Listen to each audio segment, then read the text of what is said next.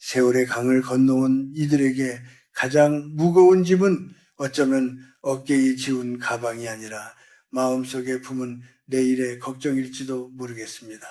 평생을 땀 흘려 일하고 이제 좀 쉬어볼까 하니 세상은 이전과는 또 다른 얼굴로 우리를 마주하더군요. 제가 살아온 100년 가까운 시간 동안 세상은 참 많이도 변했습니다. 예전에는 그저 성실하게 일하고 아껴서 은행에 넣어두면 노후 걱정은 없던 시절도 있었지요. 하지만 지금은 어떻습니까? 똑같은 1억 원을 맡겨두어도 누구는 한 달에 24만 원을 손에 쥐고 근심이 깊어지는데 누구는 60만 원을 받으며 평온한 저녁을 맞이합니다. 이것이 단순히 운의 차이일까요? 아니면 우리가 미처 알지 못했던 삶의 지혜가 숨어 있는 것일까요?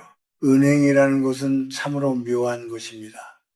우리가 힘들게 모은 돈을 맡기면 안전하게 지켜준다고 말하지만 정작 그 돈이 우리 삶을 어떻게 지탱해 줄지에 대해서는 입을 굳게 다뭅니다. 특히나 평생을 꼬박꼬박 들어오는 월급처럼 쓸 수 있는 비법에 대해서는 절대로 먼저 입을 열지 않지요. 왜일까요? 그건 은행의 이익과 우리의 평온이 때로는 서로 다른 길을 걷기 때문입니다. 우리가 예금에 넣어둔 그 귀한 돈이 사실은 더 큰 열매를 맺을 수 있는 씨앗인데 은행은 그 씨앗을 그저 창고에 가두어 두길 원합니다. 말해주면 은행에서 돈이 빠져나가고 자신들의 곳간이 비어갈 테니까요. 저는 지난 세월 동안 수많은 사람을 만났습니다. 평생을 공직에서 헌신한 분, 공장에서 기름때 묻혀가며 자식들 키워낸 분, 그리고 그들의 노후가 어떻게 흘러가는지를 곁에서 지켜보았죠. 제가 직접 현직에 있는 이들의 이야기를 듣고 연금을 받는 분들의 눈물을 닦아주며 확인한 사실이 있습니다. 이건 그저 눈에 보이는 숫자의 노름이 아닙니다. 우리의 남은 생을 어떤 마음가짐으로 살아갈 것인가에 대한 근원적인 질문입니다. 오늘 제가 나누고 싶은 이야기는 크게 3가지입니다. 은행보다 2배 더 많은 숨통을 틔워주는 법, 건강보험료라는 이름의 불청객을 지혜롭게 피하는 법, 그리고 부부가 서로의 손을 맞잡고 마지막까지 경제적인 품위를 잃지 않는 명예의 분산에 대한 지혜입니다. 특히 예순을 넘기신 분들이라면 지금 이 순간이 가장 소중한 기회임을 잊지 마셔야 합니다.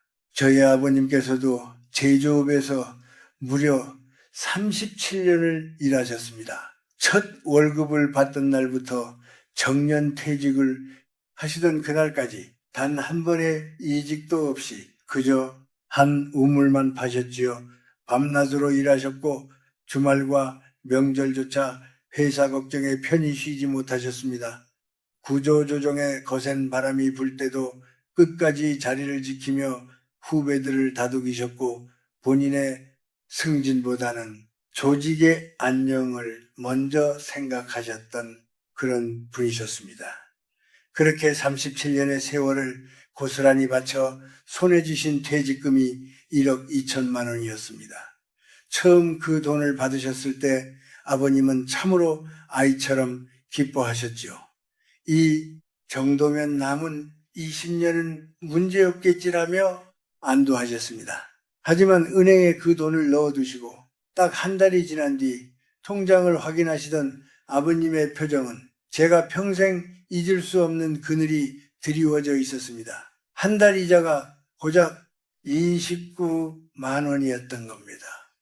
이걸로 어떻게 사느냐며 되물으시던 아버님의 떨리는 목소리가 지금도 귓가에 쟁쟁합니다. 저도 처음엔 1억 2천이면 적은 돈이 아니지 않느냐고 반문했습니다. 그러나 아버님은 멀리 보셨습니다. 너희들 혼사도 도와야 하고 손주들 용돈이라도 쥐어주려면 이 돈이 언제까지 버텨줄지 모르겠다고 하셨지요. 나이 들면 병원 갈 일은 또 얼마나 많겠습니까? 아버님은 앞으로 사셔야 할 30년의 세월 앞에 그 29만 원이라는 숫자가 너무나도 작고 초라해 보이셨던 겁니다. 그때 저는 깨달았습니다. 노후의 불안함은 수중에 든 돈이 적어서 생기는 것이 아니라 이 돈이 언제 바닥날지 모른다는 불확실성에서 온다는 것을요. 그래서 저는 길을 찾아 나섰습니다. 수많은 금융기관을 방문하고 실제 연금을 수령하는 노인들의 집을 찾아가 그들의 통장을 확인했습니다. 그리고 충격적인 사실을 마주했습니다. 같은 돈이라 할지라도 그것을 어디에 담느냐에 따라 우리가 누릴 수 있는 삶의 질이 2배나 차이 난다는 것을요. 그리고 이 사실을 은행은 절대로 말해주지 않습니다. 즉시연금이라는 것은 보험사의 상품이지 은행의 것이 아니기 때문입니다. 그들에게 아무런 이득이 없는데 굳이 고객의 돈이 다른 곳으로 흘러가게 두겠습니까? 하지만 우리는 지켜야 합니다. 30년 넘게 땀 흘려 모은 그 소중한 돈을, 그리고 그 돈이 우리의 품격을 지켜주게 만들어야 합니다.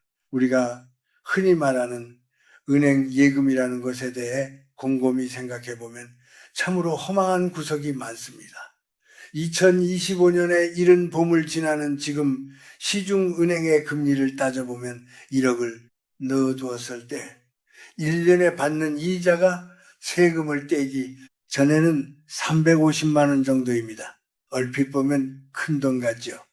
하지만 나라에서 떼어가는 이자 소득세가 무섭습니다. 15.4%를 속절없이 떼어가고 나면 우리 손에 남는 것은 296만 원뿐입니다. 이것을 12달로 쪼개보면 한 달에 25만 원도 채 되지 않는 돈이죠. 1억이라는 큰 돈을 묶어두고 고작 25만 원으로 한 달을 버텨야 한다니, 이것이 과연 우리가 꿈꾸던 노후의 모습입니까? 병원 한번 다녀오고 경조사 한번 챙기고 나면은 텅 비어버릴 그런 주머니 사정입니다. 그런데 이보다 더 무서운 적이 우리 곁에 숨어 있습니다. 바로 물가라는 놈입니다. 요새 시장에 나가 보셨습니까? 사과 하나, 배 하나, 집기가 겁이 날 정도로 세상 물정은 무섭게 변하고 있습니다. 통계청에서 발표하는 숫자들은 저 멀리 있는 이야기 같고, 우리가 피부로 느끼는 물가는 매년 4%, 5%씩 성큼성큼 올라갑니다. 작년에 5,000원 하던 물건이 올해는 5,500원, 내년에는 6,000원이 됩니다. 그렇다면 지금의 24만 원이 10년 뒤에는 과연 얼마만큼의 가치가 있을까요? 아마 17만 원어치의 물건도 사기 힘들 것입니다. 숫자는 그대로 24만 원이라고 찍혀 있겠지만 우리가 살 수 있는 것은 점점 줄어만 갑니다. 더 무서운 이야기를 해드릴까요? 지금 통장에 있는 1억 원은 10년 후에도 1억 원이라고 적혀 있을 것입니다. 하지만 그 1억으로 살 수 있는 것은 지금의 6,500만 원 수준으로 쪼그라들 것입니다. 3,500만 원이라는 거액이 소리 없이 증발해버리는 셈이죠. 이것이 바로 은행이 말하지 않는 조용한 손실입니다.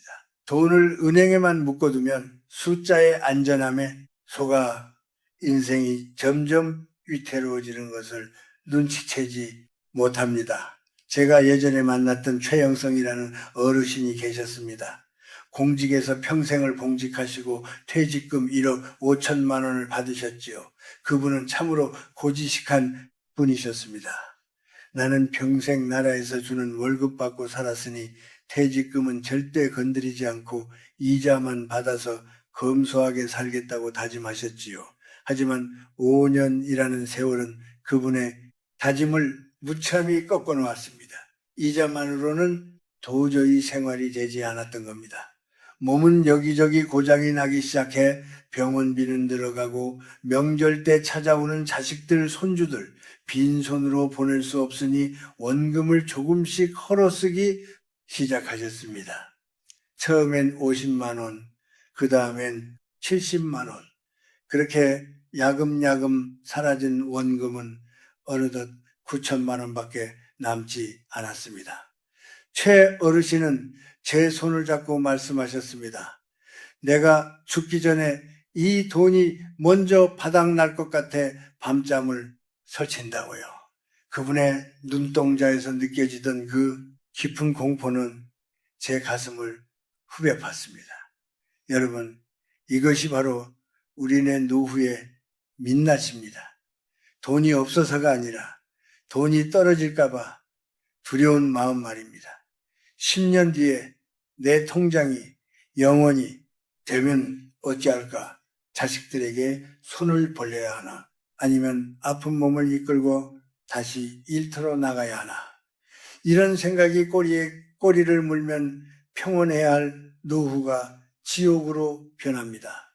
그래서 우리에게 필요한 것은 목돈이라는 이름의 덩어리가 아니라 끊이지 않고 흐르는 샘물 같은 현금입니다. 젊었을 때 우리가 왜 불안하지 않았습니까? 매달 정해진 날에 월급이 들어왔기 때문입니다. 비록 넉넉하지 않아도 다음 달에 또 들어올 돈이 있으니 계획을 세우고 미래를 꿈꿀 수 있었죠. 노후에도 똑같은 구조가 필요합니다. 매달 정해진 돈이 내 통장에 꽂히는 구조, 그것이 바로 제가 말씀드리고자 하는 즉시연금의 본질입니다. 즉시연금이라는 말을 생소해 하시는 분들도 계시겠지만 원리는 간단합니다. 목돈을 한 번에 맡기면 바로 다음 달부터 매달 연금을 받는 것입니다. 적금처럼 푼돈을 모으는 것이 아니라 퇴직금 같은 큰 돈을 한꺼번에 씨앗으로 심어두고 평생 그 열매를 따먹는 것이지요. 바로 시작되기에 즉시라는 이름이 붙었습니다. 그런데 여기서 경계해야 할 것이 있습니다. 인터넷에 떠도는 달콤한 말들에 속지 마십시오. 1억을 넣으면 70만 원을 준다는 말은 사실과는 거리가 먼 과장된 이야기입니다. 제가 실제 보험사를 돌며 확인한 바에 따르면 63살의 남성이 1억을 넣었을 때 실제 수령액은 43만 원에서 46만 원 정도입니다. 70만 원이라는 숫자는 여러분을 유혹하기 위한 신기루일 뿐입니다. 하지만 분명한 것은 은행이자 24만 원보다는 2배 가까이 많은 돈이 매달 들어온다는 사실입니다. 65살이라면 55만 원, 70살이라면 60만 원이 넘는 돈을 매달 받을 수 있습니다. 나이가 많을수록 수령액이 높아지는 이유는 보험사 입장에서 남은 세월이 짧다고 판단해 더 많은 돈을 미리 내어주기 때문입니다. 이것이 바로 우리가 나이듦을 무기로 삼을 수 있는 유일한 방법이기도 합니다. 많은 분이 걱정하신 부분이 있습니다. 바로 원금이 사라진다는 사실이죠. 은행은 1억이 그대로 있는데 연금은 내 피 같은 돈을 다 까먹고 나중에 영원히 되는 것 아니냐고 묻습니다. 네, 맞습니다. 그 말은 사실입니다. 제가 감추지 않고 솔직하게 말씀드리죠. 은행 예금은 1억을 그대로 보존하면서 이자만 줍니다. 하지만 즉시연금은 다릅니다. 여러분이 받는 43만 원, 52만 원 안에는 이자뿐만 아니라 여러분의 원금이 조금씩 포함되어 있습니다. 내 돈을 내가 쪼개서 받는 것인데 이게 무슨 이득이냐고 생각하실 수도 있겠죠. 하지만 여기서 인생의 오묘한 반전이 일어납니다. 즉시 연금은 원금이 다 바닥나도 멈추지 않습니다. 여러분이 예순에 가입해서 보험사가 예상한 85세를 넘겨 90, 세백세까지 사신다면 보험사는 원금이 이미 없어진 상태에서도 약속된 돈을 계속해서 지급해야 합니다. 이것이 바로 즉시연금의 참뜻입니다. 내가 언제 죽을지 모르기에 내가 살아있는 한 끝까지 나를 책임져 달라는 보험인 셈이죠. 이제 우리 숫자로 한번 증명을 해봅시다. 1억을 은행에 두고 매달 70만 원씩 생활비로 뺀다고 가정해 봅시다. 이자 24만 원으로는 턱도 없으니 원금을 깎아 먹어야겠죠. 그렇게 70만 원씩 쓰면은 과연 몇 년이나 버틸까요? 제가 꼼꼼히 계산해 보니 딱 14년 걸립니다. 65세 은퇴해서 70만 원씩 쓰면은 79살에 통장 잔고는 영원히 됩니다. 요즘 79이면 경로당에서 청년 소리 듣는 정정한 나이 아닙니까? 몸은 건강한데 주머니가 비어 있다니 이보다 더 비참한 일이 어디 있겠습니까? 그때 가서 자식들 눈치를 보거나 구걸하듯 일을 찾아 헤매야 한다면 그것은 축복이 아니라 재앙이 될 수도 있습니다. 이것이 우리가 가장 두려워해야 할 오래 사는 위험입니다. 물론 연금이 만능은 아닙니다. 단점도 분명하지요. 은행 예금은 급할 때 언제든 깨서 목돈으로 쓸 수 있지만 즉시연금은 한 번 맡기면 내 마음대로 찾아 쓸 수 없습니다. 중도에 해지하면 원금에 큰 손해를 보기도 하지요. 그래서 제가 드리는 조언은 모든 돈을 연금에 쏟아붓지 말라는 것입니다. 용도를 나누어야 합니다. 갑작스러운 수술비나 집수리비처럼 큰 돈이 들어갈 일에 대비한 자금은 은행에 두어야 합니다.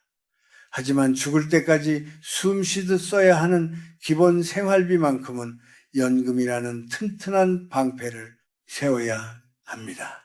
원금이 사라지는 것이 아까워 쩔쩔매다가 80세가 되기 전에 돈이 말라버리는 인생을 사시겠습니까? 아니면 내 원금은 사라져도 평생 마르지 않는 샘물을 곁에 두시겠습니까? 이것은 선택의 문제입니다. 여러분의 상황에 맞게 안전장치를 고르셔야 합니다. 그리고 여기서 또 하나 은행원들이 절대로 말하지 않는 비밀이 있습니다. 바로 건강보험료의 무서움입니다. 자칫 잘못하면 한 달에 20만 원, 30만 원씩 건강보험료 폭탄을 맞을 수 있는데 은행은 이에 대해 침묵합니다. 2022년 가을부터 법이 바뀌어 연간 소득이 2천만 원을 넘으면 피부양자 자격이 박탈됩니다. 자녀의 건강보험에 이름 하나 올려두고 편히 계시던 분들이 갑자기 지역가입자로 전환되어 매달 생돈을 내야 하는 상황이 벌어지는 것이죠. 자산과 소득에 따라 다르겠지만 보통 한 달에 15만 원에서 25만 원이 나옵니다. 1년이면 300만 원에 가까운 거액입니다. 6억 원을 은행에 넣어두고 이자를 2,100만 원 받는다고 칩시다. 세금 떼고 나면 월 148만 원을 손에 쥐는데 여기서 건강보험료 20만 원을 내고 나면 실제 남는 돈은 128만 원뿐입니다. 하지만 즉시연금은 다릅니다. 현재까지 즉시연금 소득은 건강보험료 부과 대상에서 제외되고 있습니다. 여러분이 연금으로 매달 100만 원을 받든 300만 원을 받든 건강보험료 계산에는 잡히지 않는다는 뜻입니다. 물론 앞으로 정책이 바뀔 수도 있다는 목소리가 들리지만 2025년 현재까지는 이 혜택이 유효합니다. 같은 6억을 굴려도 한쪽은 128만 원을 받고 한쪽은 310만 원을 오롯이 챙깁니다. 이것이 바로 진짜 부자들이 연금을 활용하는 이유입니다. 은행이자 몇 푼 더 받으려다 건강보험료 폭탄을 맞는 어리석음을 범하지 마십시오. 그렇다면 우리는 어떤 지혜를 발휘해야 할까요? 제가 수많은 전문가를 만나고 산전수전 겪으며 정리한 3개의 주머니 전략을 들려드리겠습니다. 절대로 전 재산을 한 곳에 몰아넣지 마십시오. 그것은 마치 폭풍우가 몰아치는데 돛 하나에 목숨을 거는 것과 같습니다. 첫 번째 주머니는 유동성 자금입니다. 전체 자산의 30% 정도를 떼어 은행 예금에 두십시오. 이것은 긴급한 병원비나 경조사 혹은 예기치 못한 집 수리에 쓰일 비상금입니다. 언제든 손실 없이 꺼낼 수 있어야 마음이 든든합니다. 두 번째 주머니는 생존소득입니다. 자산의 50%를 즉시 연금과 국민연금에 배분하십시오. 이것은 여러분의 의식주를 책임지는 최소한의 방어선입니다. 죽을 때까지 끊기지 않는 현금 흐름을 만들어두면 세상이 어떻게 변해도 굶지 않는다는 자신감이 생깁니다. 세 번째 주머니는 물가 방어용입니다. 나머지 20%는 배당주나 금 같은 곳에 나누어 담으십시오. 인플레이션이라는 무서운 도둑으로부터 내 자산의 가치를 지키기 위함입니다. 약간의 변동성은 감소해야겠지만 장기적으로는 물가 상승을 따라잡아줄 효자가 될 것입니다. 이렇게 세 단계로 나누면 마음의 평온과 경제적 실리를 동시에 챙길 수 있습니다. 또한 즉시연금은 10년을 유지해야 비과세 혜택을 받는다는 사실을 명심하십시오.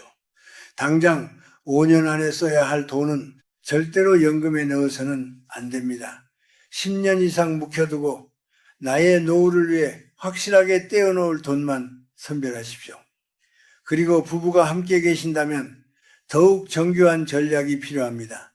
흔히들 남편 명의로만 모든 것을 해두시곤 하는데 그것은 위험한 생각입니다. 남편이 먼저 세상을 떠나게 되면 아내는 남편 국민연금의 60%밖에 받지 못합니다.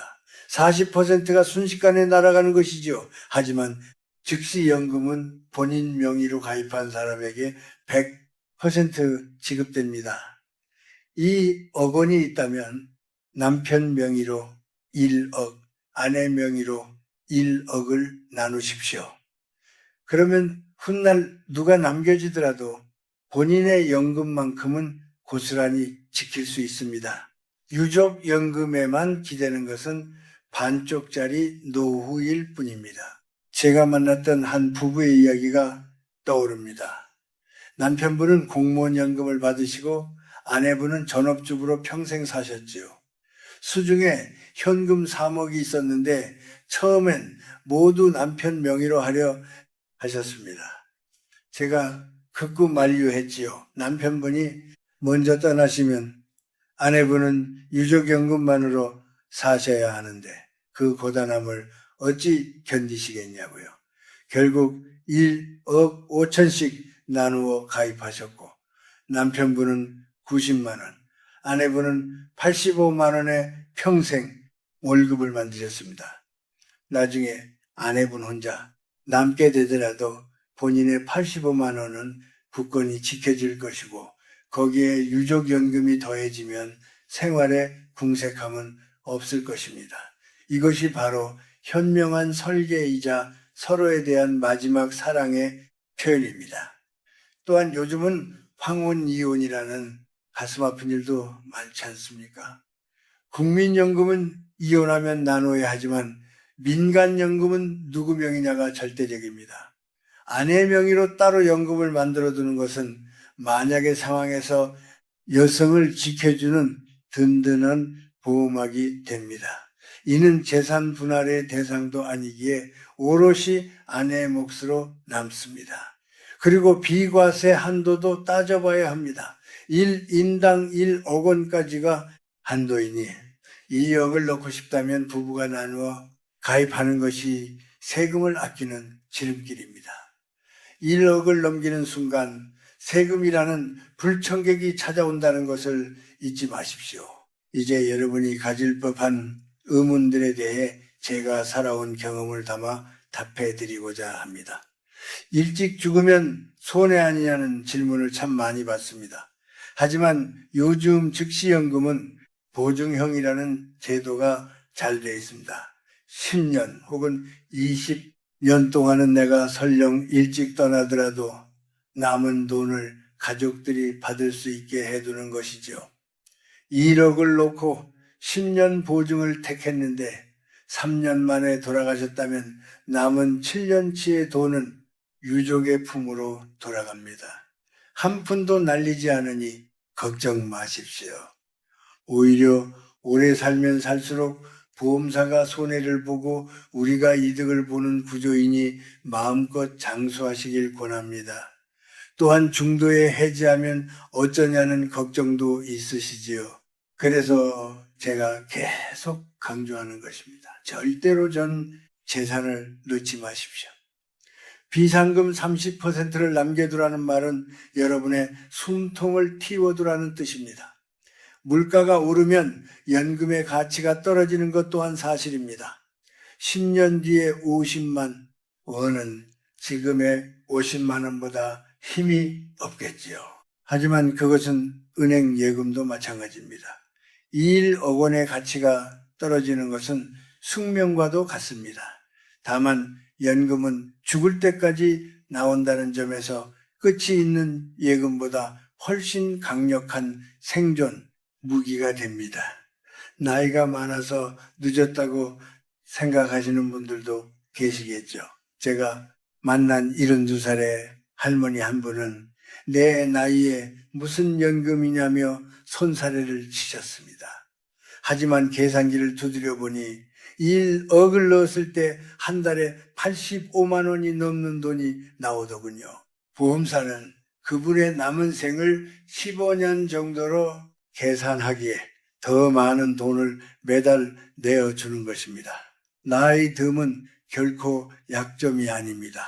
오히려 연금 시장에서는 더 높은 수령액을 보장받는 훈장이 되기도 합니다. 자, 이제 무엇을 해야 할까요? 종이 한 장을 꺼내 내 자산을 적어보십시오. 은행에 든 돈, 주식, 부동산을 모두 적고 그중 10년 동안 절대 건드리지 않을 노후 자금을 추려내십시오. 그리고 이번 주 안으로 보험사 3곳 이상의 전화를 걸어보십시오. 삼성, 한화, 교보 같은 큰 곳들에 전화해서 내 나이에 1억을 넣으면 얼마를 주는지 10년 보증형은 어떤지 꼼꼼히 물으십시오. 상담원마다 하는 말이 다를 수 있으니 꼭 비교하셔야 합니다. 한 달에 5만 원 차이가 30년이면 1,800만 원이라는 거대한 차이를 만듭니다. 귀찮다고 생각하지 마십시오. 이것은 여러분의 남은 생을 지키는 가장 숭고한 노동입니다. 그리고 전화로만 끝내지 마시고 직접 방문하여 상담사의 눈을 보고 물으십시오. 내가 5년 뒤에 죽으면 누가 받는지, 건강보험료는 확실히 안 나오는지 계약서를 꼼꼼히 살피고 자식들에게도 알리십시오. 엄마 아빠가 이런 준비를 해두었으니 걱정 말라고 당당하게 말씀하십시오. 이것은 상품을 사는 행위가 아니라 여러분의 노후라는 집을 짓는 기초 공사입니다. 은행 예금은 숫자를 지켜주지만 즉시 연금은 여러분의 삶을 지켜줍니다.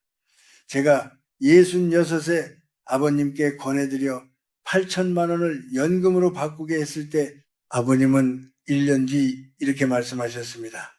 얘야, 이제야 마음이 편하다. 돈 쓰는 게 무섭지 않아. 다음 달에 또 들어올 거라니까. 이 말씀 속에 모든 진리가 들어있습니다. 돈이 많아서 행복한 게 아니라 미래가 예측 가능하기에 평온한 것입니다. 여러분의 노후를 지키는 것은 거대한 뭉칫돈이 아니라 매달 끊이지 않고 들려오는 입금 알람 소리입니다. 그 소리가 여러분의 남은 생을 가장 우아하고 평화롭게 만들어 줄 것입니다. 세월의 무게를 견뎌온 여러분, 이제는 돈이 여러분을 위해 일하게 하십시오. 복지 히어로가 여러분의 그 길을 끝까지 응원하며 곁에서 지켜보겠습니다. 긴 이야기 들어주셔서 고맙습니다. 평안한 노후 맞이하시길 진심으로 빌겠습니다.